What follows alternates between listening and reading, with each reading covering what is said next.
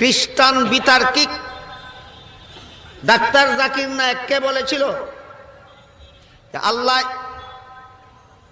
নূহ আলাইহিস সালামের জাতিতে আল্লাহ শুধু নূহ আলাইহিস সালাম নামক একজন নবী পাঠিয়েছেন, কিন্তু আল্লাহ তোমাদের কোরআনে বলেন ফাকাজ্জাবুহুম, এই জাতি নবীগণকে অমান্য করল। একজন নবীকে নবীগণ বলা যায় ব্যাকরণের পদ্ধতিতে, সুতরাং তোমাদের কোরআনে ব্যাকরণগত ভুল আছে। এই প্রশ্ন তো খ্রিস্টানে করেছে। কাকে? ডাক্তার জাকির নায়েককে।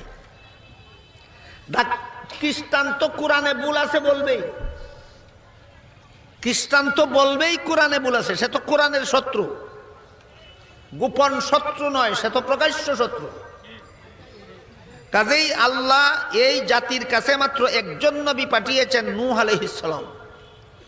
কাজেই এই জাতি একজন নবীকেই অমান্য করেছে। ফাকাজ্জাবুহু বললে অর্থ হইতো একজন নবীকে অমান্য করেছে।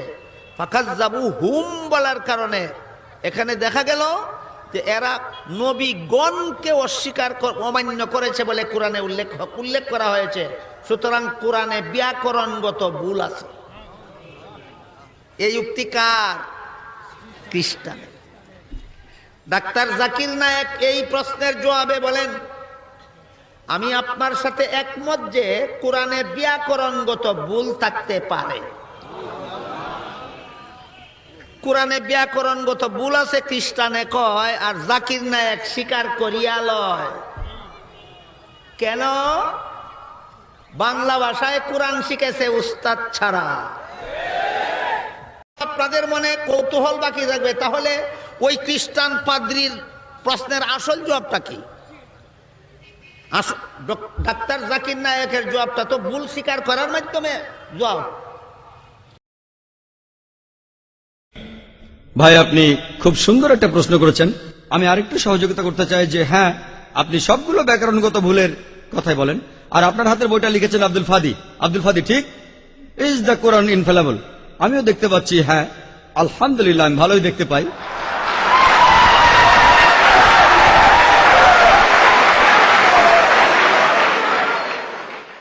আমি এই 20টা ভুলের সবগুলোর উত্তর দেব, কারণ আমি বইটা পড়েছি।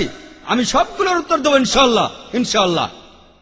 1 নম্বর পয়েন্ট ভাই, 1 নম্বর পয়েন্ট।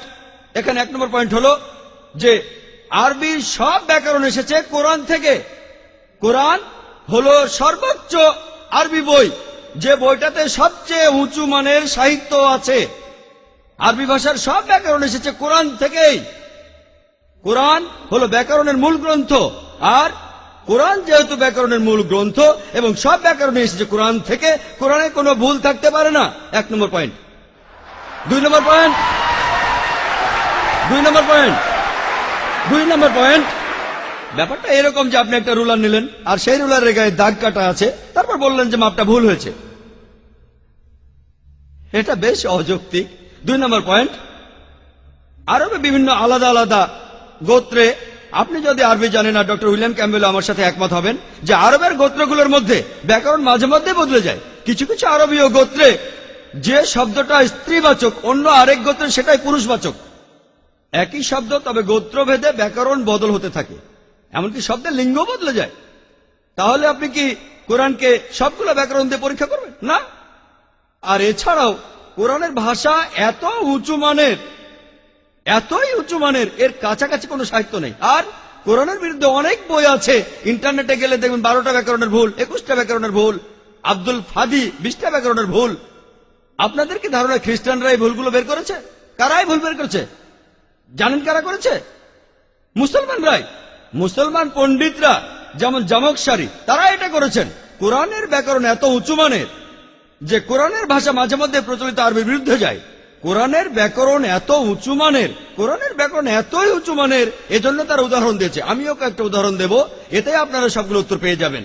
তারা উদাহরণ দিয়েছে যে কোরআনে লেখা আছে লূত আলাইহিস সালামের গোত্রের লোকজন তারা সকল নবীকে ত্যাগ করেছে। বলা আছে সব নবীকে তারা বর্জন করেছে। ডক্টর উইলিয়াম ক্যাম্বেল বললেন যে নূহ নবীর গোত্রের লোকজন তারা নবীদের ত্যাগ করেছে, আমরা ইতিহাস থেকে জানি যে মাত্র একজন নবীকে তাদের কাছে পাঠানো হয়েছিল। তাহলে এখানেও ব্যাকরণের ভুল আছে। কোরআনে বলা উচিত ছিল একজন নবীর কথা, বহু বচন না। আর আমি একমত, আর আমার আপনার মতো লোকের কাছে মনে হবে এটা ব্যাকরণের ভুল। কিন্তু যদি আপনারা আরবদের লেখা বইগুলো পড়ে থাকেন, কোরআনের আসল সৌন্দর্য কি? সৌন্দর্যটা হলো কোরআনে কেন একজন নবীর কথা না বলে নবীদের কথা বলা হয়েছে। আপনারা জানেন কেন? কারণ আমরা জানি যে সব নবীদের হেদায়েতের বাণী মূলত একটাই, যে ঈশ্বর একজনই, তাওহীদের বাণী, আল্লাহ সুবহানাহু ওয়া তাআলার বাণী। লূত আলাইহিস সালামের লোকজন এবং নূহ আলাইহিস সালামের লোকজন তাদের নবীকে ত্যাগ করেছিল, আর পরোক্ষভাবে নিজেদের নবীকে ত্যাগ করে তারা সব নবীদেরই ত্যাগ করেছিল।